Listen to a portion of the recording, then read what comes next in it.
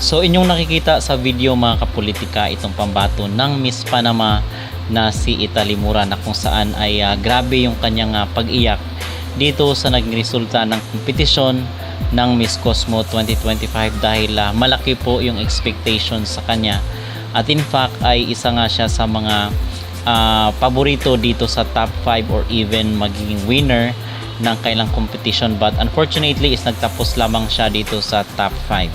So ating bibigyan ng reaksyon at ng ating opinion itong naging laban ni Italy Mura na pambato ng Panama.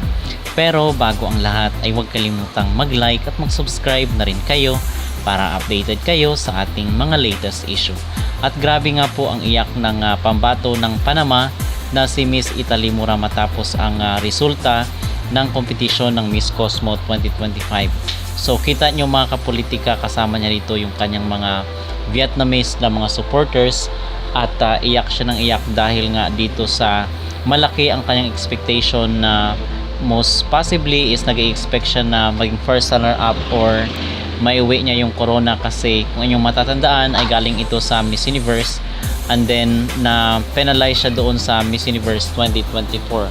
So sumali siya dito sa Miss Cosmo sa pag-asang maiuwi niya yung corona ng nasabing competition, pero unfortunately is nagtapos lamang siya dito sa top 5 ng Miss Cosmo. So ang aking maging reaction at ang aking maging opinion mga kapolitika dito sa kanyang pag-iyak ay normal lang na ganito ang kanyang mararamdaman, kasi siguro mataas ang kanyang expectation dito sa kanyang laban sa Miss Cosmo 2025.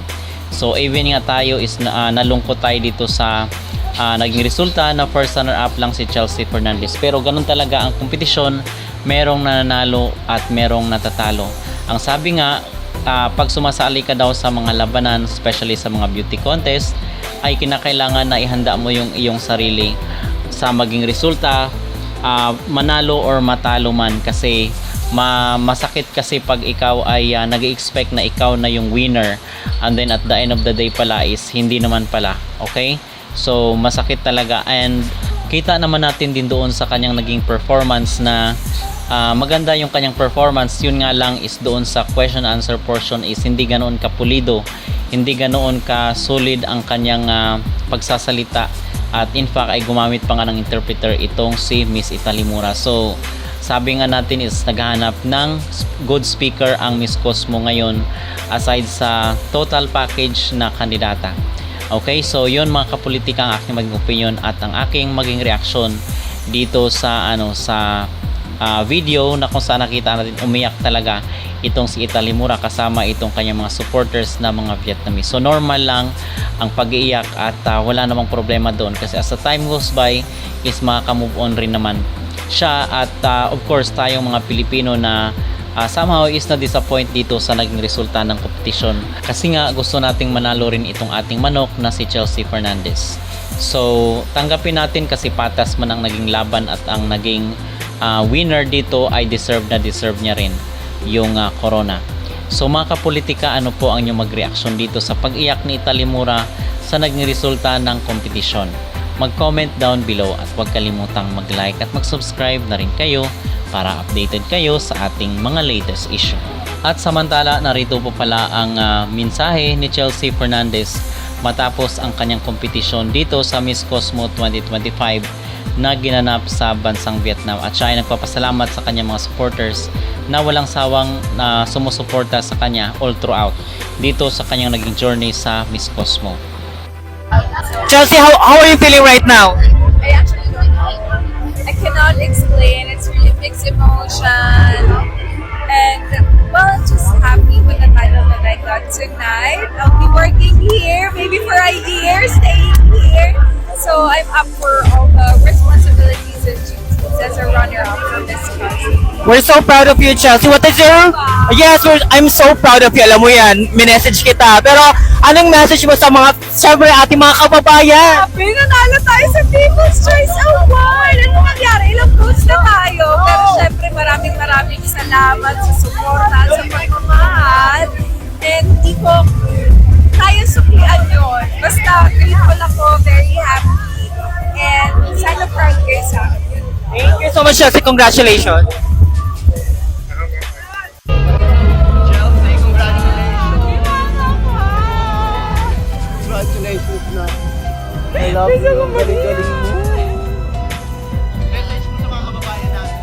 Ay, syempre po, nagulat ako. Ako na nasa People's Choice Awards. So maraming salamat po sa pura. Syempre, I'm grateful with the crown that I got tonight. And I hope that you guys are proud of me. I really did all my best to compete here in Miss Cosmo. And yun lang, sana napasaya, napatuwa, at proud kayo sa akin. We're so happy for you. Congrats. Thank you for representing our country. Yay! Chelsea, our runner-up from the Philippines. Chelsea, I've been following your journey for such a long time, and I know, and you are, without a doubt, one of the most loved beauty queens in the country. I think that the numbers speak for itself, 28 million votes. How would you help bring the Miss Cosmo brand to the Philippines to make it bigger and also to bring it closer to the hearts of Filipino fans? Since the Philippines is a very loving pageant country, and now that we have the responsibility, the title of Miss Cosmo, of course we are willing to work to a lot of organizations back in the Philippines. We're willing and feel ready to accept help and support from all of the LGUs, NGOs, the private sectors that are, have this mindset when it comes to pageantry. And knowing that this is just the second year of Miss Cosmo, they really have that potential. And as what you have said, they created the big stages, and we've got so many views, just less than an hour, and the number speaks for itself. So now it would be easier for me to promote Miss Cosmo, of course, with help of people who are willing to help me and bring Miss Cosmo to the Philippines.